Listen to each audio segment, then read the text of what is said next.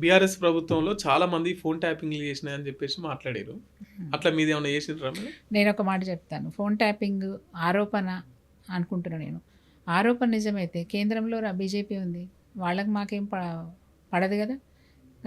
రాష్ట్రంలో కాంగ్రెస్ పార్టీ అధికారంలో ఉంది.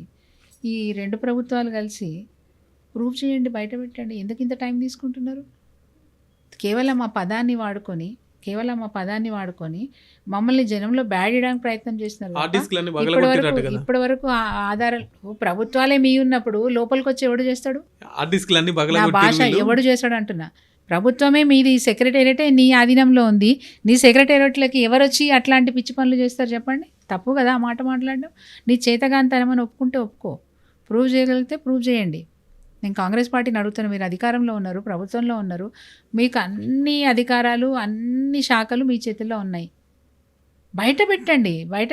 తప్పులు ఎవరైనా చేస్తే ప్రభుత్వ పరంగా మీరు ఎలాంటి శిక్షలు వేస్తారో, ఎట్లాంటి యాక్షన్ తీసుకుంటారో తీసుకోండి.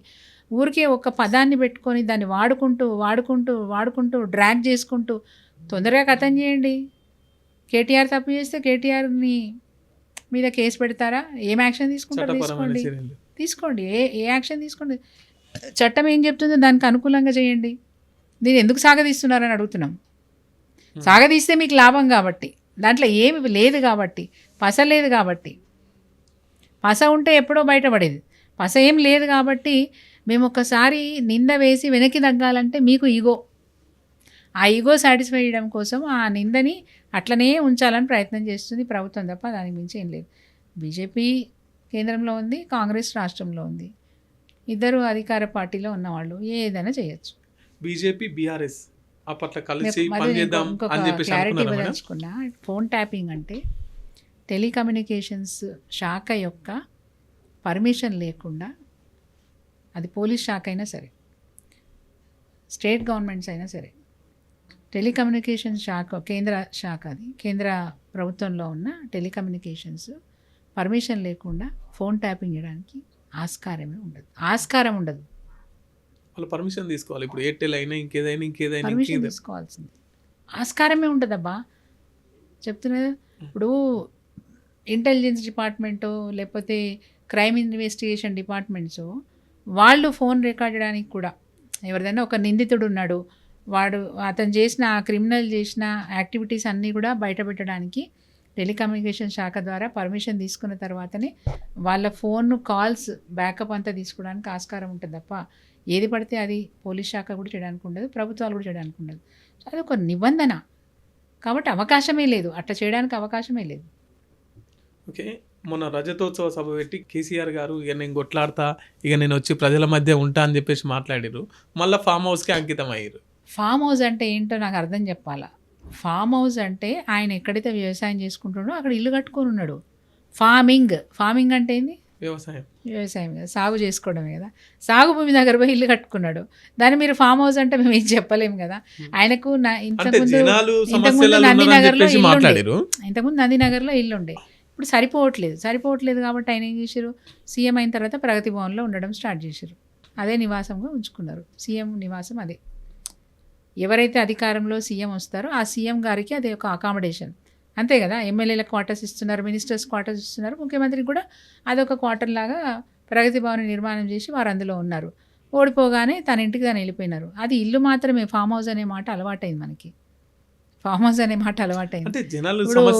నందినగర్లో తన సొంత ఇంట్లో కొడుకుంటున్నాడు, కేటీఆర్ గారు ఉంటున్నారు. సో కేటీఆర్ గారికి అది వదిలేసి తను వెళ్ళి తన ఫామ్ హౌస్లో ఉంటున్నారు. ఫామ్ హౌస్కే పరిమితం అయినరు అని అంటే తను చేయాల్సిన యాక్టివిటీస్ ఉంటే తప్పకుండా బయటకు వచ్చి పనిచేస్తారు. తను చేయాల్సిన అవసరం లేకుండా కొడుకు చేసి పెడుతున్నాడు, అల్లుడు చేసి పెడుతున్నాడు, కూతురు చేసి పెడుతుంది. మాకు మాజీ మంత్రులందరూ పనిచేస్తున్నారు, మాజీ ఎమ్మెల్యేలంతా పనిచేస్తున్నారు, పార్టీ క్యాడర్ అంతా పనిచేస్తుంది. ఆయనకు పని లేకుండా చేస్తున్నాం మేము. పని లేకుండా చేసినప్పుడు ఆయన వచ్చి ఏం చేస్తాడు చెప్పండి? ఫామ్ హౌస్కే పరిమితమైనరంటే ఇంట్లో ప్రశాంతంగా కూర్చొని ఈరోజు ఏం జరుగుతుందో గమనిస్తుంటే కూడా ఓర్వలేని ప్రభుత్వం ఉంటే మనం ఏం చేస్తాం చెప్పండి? గుంగిడి సునీత గారు ఓడిపోయిన తర్వాత అసలు నియోజకవర్గాన్ని పట్టించుకుంటలేదు, క్యాడర్ను పట్టించుకుంటలేదు. హైదరాబాద్లో మొత్తం సెట్ అయిపోయింది, నియోజకవర్గాన్ని కూడా రావట్లేదండి. నాకు సొంత ఇల్లు యారుటల్లో ఉంది. నేను నియోజకవర్గానికి హైదరాబాద్లో ఉంటున్నా, రెంట్కి తీసుకొని హైదరాబాద్లో ఉంటున్నా, రాక్ టౌన్ కాలనీలో ఉంటున్నా. నిజంగా రెంట్ ఇల్లేనా మేడం హైదరాబాద్? 100% నా ఫోన్ ఇక్కడే ఉంది. నేను రెంట్ పే చేసేది కూడా మీకు చూపిస్తా. నేను ఏది ఫోన్పేతోనే నేను రెంట్ పే చేస్తా, మీకు ఆధారాలు కూడా చూపిస్తా. 100% నేను ఉండేది. లీజ్ అగ్రిమెంట్ కూడా ఉంది, రెంటల్ అగ్రిమెంట్ కూడా ఉంది, అది కూడా చూపించమంటే చూపిస్తాను. నేను భయం ఏందండి, నేను సంపాదించిన అని చెప్పుకుంటా, నాకు ఇల్లుంటే ఇల్లుందని చెప్పుకుంటా, లేకుంటే లేదని చెప్పుకుంటా. నేను అవినీతికి దూరంగా బతికిన. నెంబర్ 1. నెంబర్ 2, 100% మా సార్ చేసే వ్యవసాయం మీద వచ్చే పైసలు, లేకపోతే వ్యాపారం రియల్ ఎస్టేట్ మీద వచ్చిన డబ్బులతోనే మేము ఇప్పటివరకు పార్టీని మెయింటైన్ చేసినాం, నా ఫ్యామిలీని మెయింటైన్ చేసినాం. అదే మా బతుకుదెరు, అదే మా జీవనాధారం, అంతకుమించి వేరే ఏం లేదు. ఏ ట్రాన్స్ఫర్లు చేసో, లేకపోతే పైరవీలు చేసో, ఇంకోటి చేసే పని నేను చేయలేదు. నా పార్టీలో నాకు అట్లాంటి మంచి గౌరవం ఉంది, నా మీద అట్లాంటి మంచి అభిప్రాయమే ఉంది. అట్లాగే నా పార్టీ క్యాడర్, నేను చెప్పేది పైన క్యాడర్, పైన మా నాయకత్వం అయినా, కింద నా క్యాడర్ అయినా నా మీద ఒక మంచి అభిప్రాయంతో ఉన్నారు. నేను పనిచేసిన నాతో పాటు పనిచేసిన అధికారులు ఎవరైనా సరే నాతో ఒక మంచి అభిప్రాయంతో ఉన్నారు. మంచి ఒక ఫ్రెండ్లీ వాతావరణంలో నియోజకవర్గాన్ని అభివృద్ధి చేసే ప్రయత్నం చేసిన. సామాన్య కార్యకర్త అయినా, సామాన్య ప్రజలకైనా, అంటే నా ఓటర్ కావచ్చు కాకపోవచ్చు, నా నియోజకవర్గంలో ప్రజలకి నేను 24 గంటలు అందుబాటులో ఉండి సర్వీస్ చేసిన. ఎవరి దగ్గర రూపాయి ఆశించకుండా పనిచేసిన. ఎవరిని అబద్ధాలు చెప్పి మభ్యపెట్టలేదు. ఇప్పటికీ నాకు ఆ మాట ఉంది, నాకు ఆ పేరు ఉంది. నేను ఈరోజు బతికుండి చెప్తున్నా, రేపు నేను చనిపోయినా నా గురించి ఎవరైనా మాట్లాడితే ఇంతే స్పష్టంగా మాట్లాడతారు, దాంట్లో నో డౌట్. ఆలేరుని రెవెన్యూ డివిజన్గా చేస్తారా? నేను ప్రయత్నం చేసినాను, ఆలేరు రెవెన్యూ డివిజన్ చేయాలని ప్రయత్నం చేసినాను. అది ఎందుకో నెగ్లెక్ట్ కాబడింది. ఈవెన్ మా జిల్లా, నేను ఏదైతే రిప్రజెంటేషను అప్పటి ముఖ్యమంత్రి గారికి ఇచ్చినో, ఆలేరు రెవెన్యూ డివిజన్ కావాలి సార్ అని చెప్పి ఇచ్చినో, వారు సిఎస్ గారికి ఎండార్స్ చేసినారు. సిఎస్ గారు మళ్ళీ మా కలెక్టర్ గారికి పంపించినారు.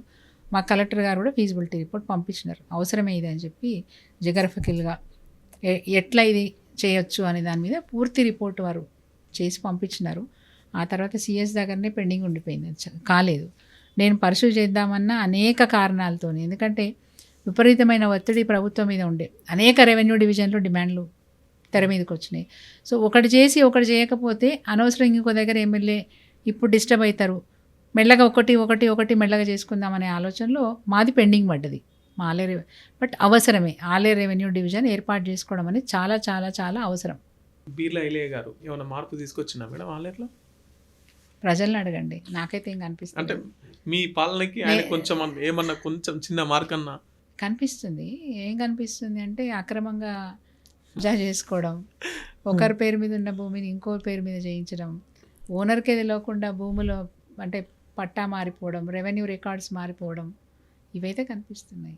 అంటే మీరు ప్రతిపక్షంలో ఉన్నారు కాబట్టి అట్లా మాట్లాడతారా మేడం? కావచ్చు. రేవంత్ రెడ్డి గారు ఎట్లయితే అన్నపూర్ణ పథకాన్ని కూడా ఇందిరమ్మ పథకం చేస్తా అని మాట్లాడుతున్నారో, అన్నం పెట్టే అన్నపూర్ణ పథకం అంటే పేదోడు పాపం ఏమి లేకపోయినా 5 రూపాయలు చెల్లిస్తే 5 రూపాయలు కడుపు నిండా భోజనం పెట్టే పథకం. స్వయంగా మా ప్రతిపక్ష నేత జానారెడ్డి గారు కూడా ఆ రోజు కేసీఆర్ గారి ప్రభుత్వంలో వారు 5 రూపాయల భోజనాన్ని తిని చాలా బాగుంది, ఇంటి భోజనం కంటే బాగుంది, 5 రూపాయలకు ఇంత చౌకగా ఇంత మంచి భోజనం పెడుతున్నారని నాకు తెలియదు అన్నాడు ఆయన. అంతగా అందరూ మెచ్చుకున్న అన్నపూర్ణ పథకాన్ని కూడా ఇందిరమ్మ పథకం అని మారుస్తా అంటే ఇంకా ఏం చెప్తాం. అట్లా రేవంత్ రెడ్డి గారు ఏదైతే చేస్తున్నారో మా ఎమ్మెల్యే గారు కూడా అదే పని చేస్తున్నారు.